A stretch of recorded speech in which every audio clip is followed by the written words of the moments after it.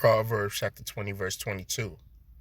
Say not thou, I will recompense evil, but wait on Yahweh, Ba'ashem Yahushua, and he shall save thee. All right.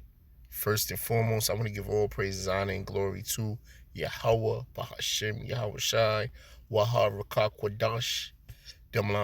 Double honors to my apostles and elders at Great Millstone, the men that taught me this truth through the Spirit. Peace and blessings to you, brothers that's teaching His word in truth and sincerity.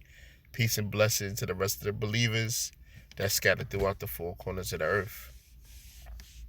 I don't know what I'm going to title this yet, but this is another rise and grind, rise and shine. And basically, this is going to be centered around vengeance is the Lord. Don't take matters into your own hands. And there's tons of scenarios, there's tons of situations that we try to handle things or do things ourselves versus letting the Lord do what He has to do, right? When people do us wrong or they don't do right by us, we want to react or cast judgment or just payback. We want to harm or hurt or, just recompense. We want payback right away, because you want person, place, or thing to feel what you're feeling. You want the wrong to be wronged back, right? And coming into this truth, coming into this knowledge, wisdom, and understanding, we learned that we ain't got to do nothing. We ain't got to say nothing. We ain't got to do nothing because the Lord is going to handle it. Our Heavenly Father and His Son, through His Son, is going to handle it. All right? Yahweh, Ba'ashem Yahushua, is going to handle it. There's nothing that we can say or do, right, that will make something happen because it's all in the hands of the Lord anyway. He's the author, the creator, the puppet master. He's the one that's in control. It's not you, right? So it says, say not thou, I will recompense evil. So I'm going to pay back for evil. Something was done wrong to me. You know what? I'm going to get back at these cats, right? I'm going to get back at my boss. I'm going to get back at these coworkers. You ain't got to be worried about it because that's a judgment unto itself. The people that speak against us, that think ill about us, or have trying to do some type of mischief or evil to us, that's a judgment in itself.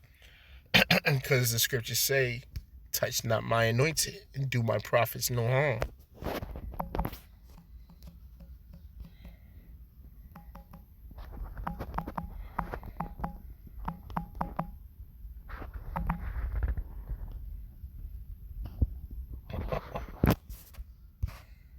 Look at this. This is the book of Songs. Songs chapter 105, verse 15, saying, touch not my anointed and do my prophets no harm. All right? So that's a judgment unto itself. Anybody that do us wrong, it's not right by us, fuck us over, it's a judgment unto itself. Especially if we didn't do nothing wrong, if we didn't say nothing wrong, do nothing wrong, and if people wrong us, that's a judgment unto itself. Why? Because going all the way back to our forefather Abraham,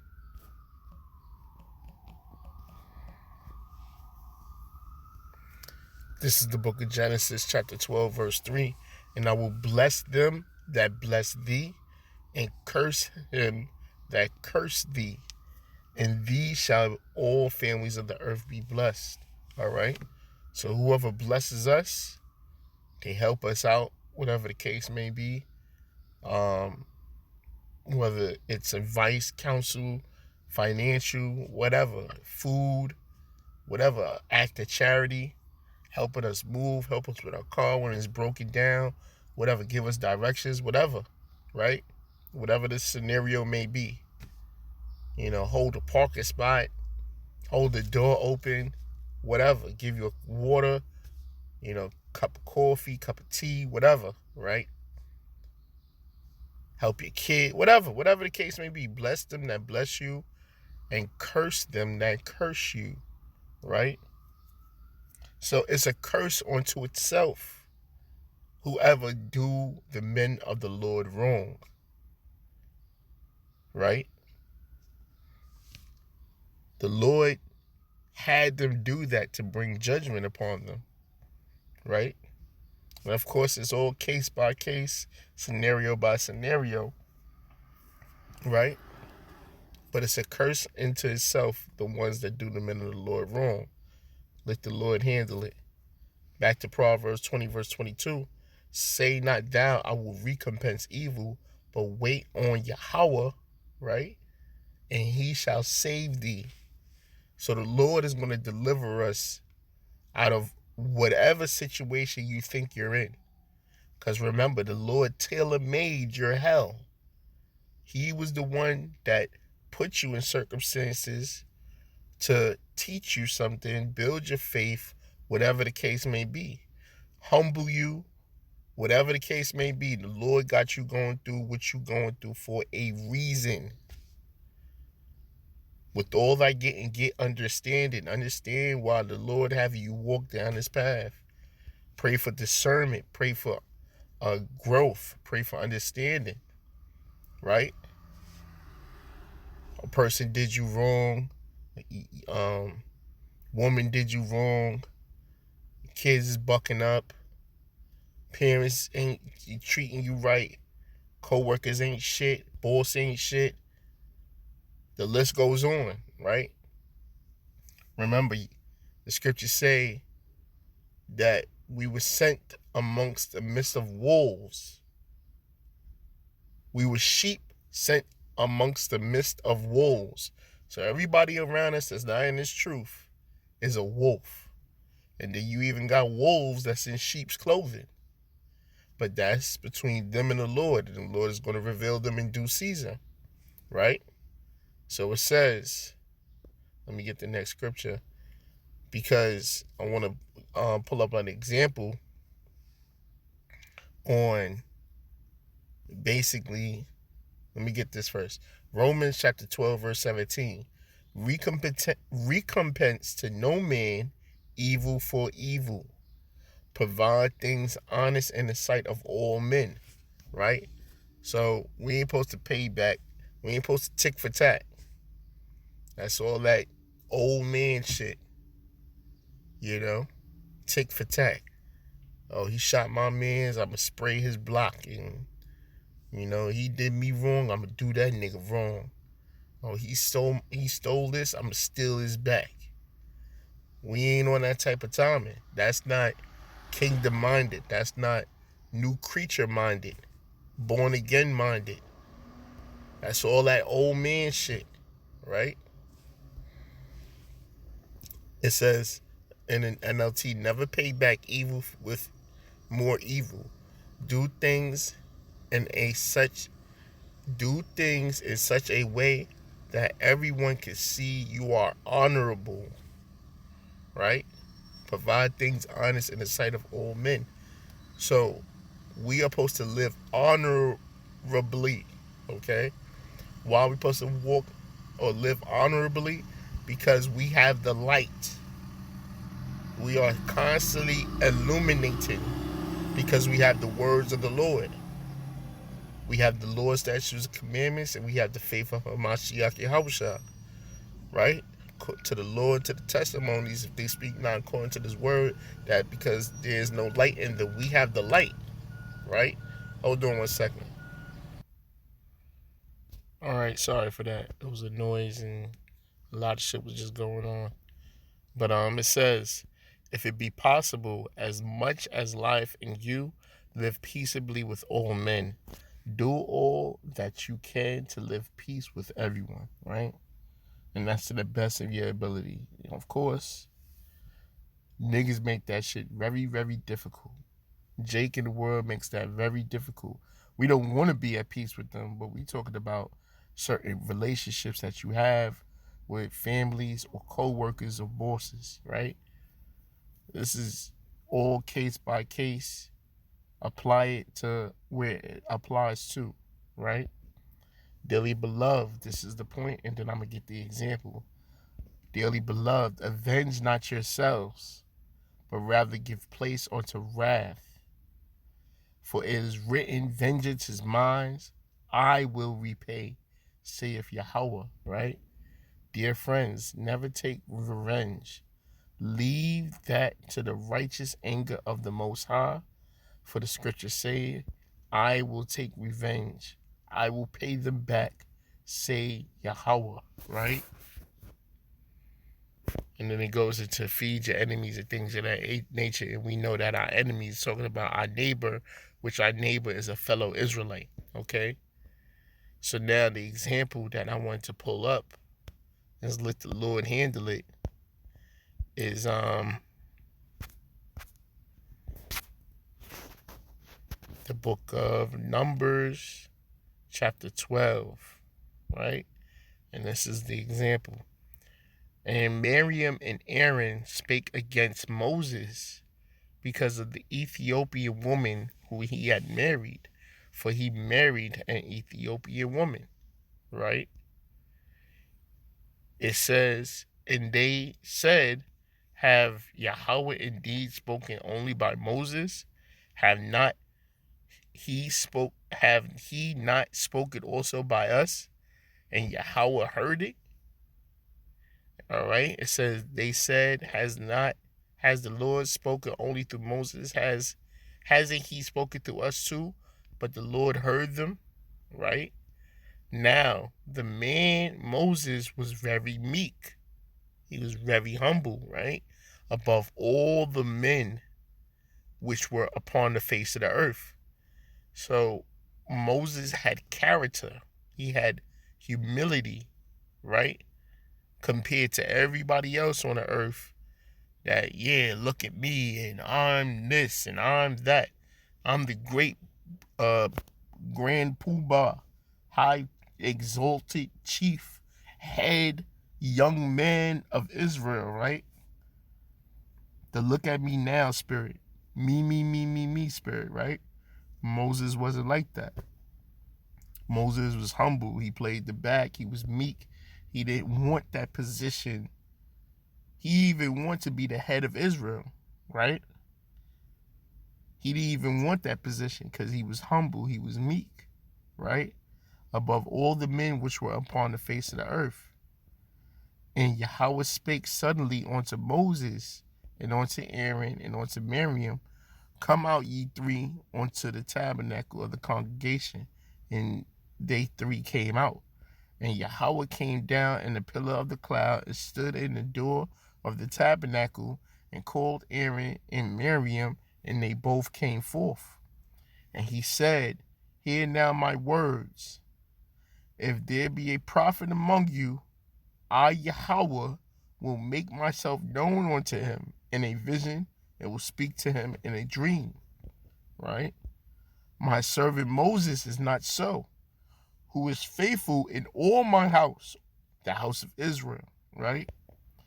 With him will I speak mouth to mouth, even apparently, and not in dark speeches, and the similitude of Yahweh shall he behold. Wherefore, then when ye not afraid to speak against my servant Moses. So the Most High heard what Aaron and Miriam were saying. They was talking shit, right? Because he was married to a heathen woman, which that ain't none of their business, right? Now, once again, this falls into that category of sincerely right and sincerely wrong, this also falls into that category of jealousy and envy, right? Because they telling the rest of Israel, guess what? You can't marry outside the nation or the tribe. But Moses is married to an Ethiopian woman, right? But guess what? The Lord will have mercy upon whom he will have mercy upon. And who he hardeneth, he will harden, right? Moses was his man. So he was excused for something another man would not be excused for. That's above their pay grade, right? But because of jealousy and envy, they was talking shit about Moses.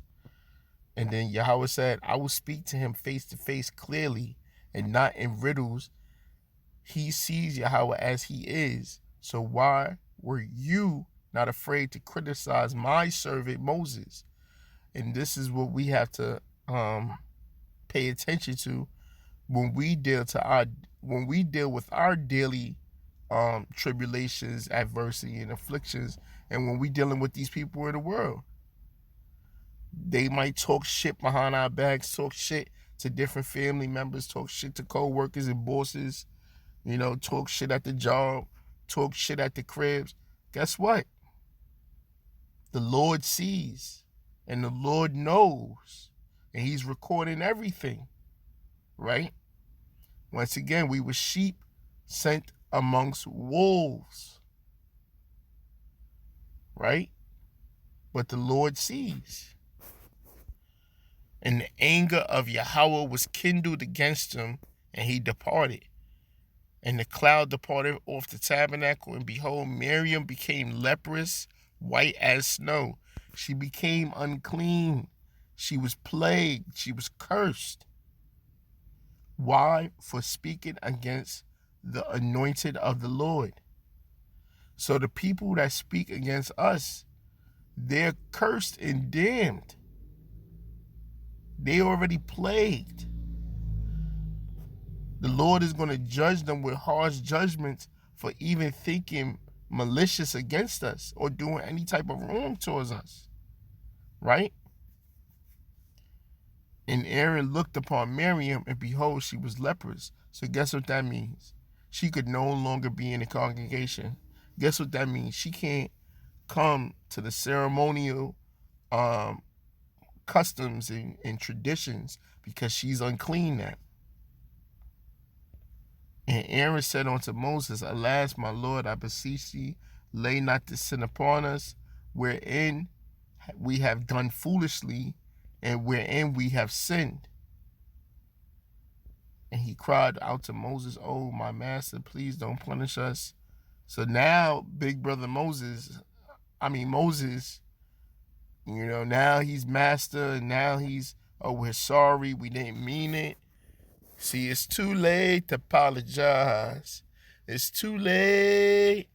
It says, let her not be as one dead, because that's what leprosy looks like. It looked like dead flesh. So it says, of whom the flesh is half consumed when he cometh out of his mother womb. And Moses cried unto Yahweh, saying, Heal her now, O power, I beseech thee. And Yahweh said unto Moses, If her father had put spit in her face, should she not be ashamed 7 days? Let her be shut out from the camp 7 days, and after that let her be received again. Yeah. So there's different levels of penalties and consequences for the crimes and offenses people commit against us. Some is worthy of death. Some is worthy of some misfortune and mishaps to happen in their life.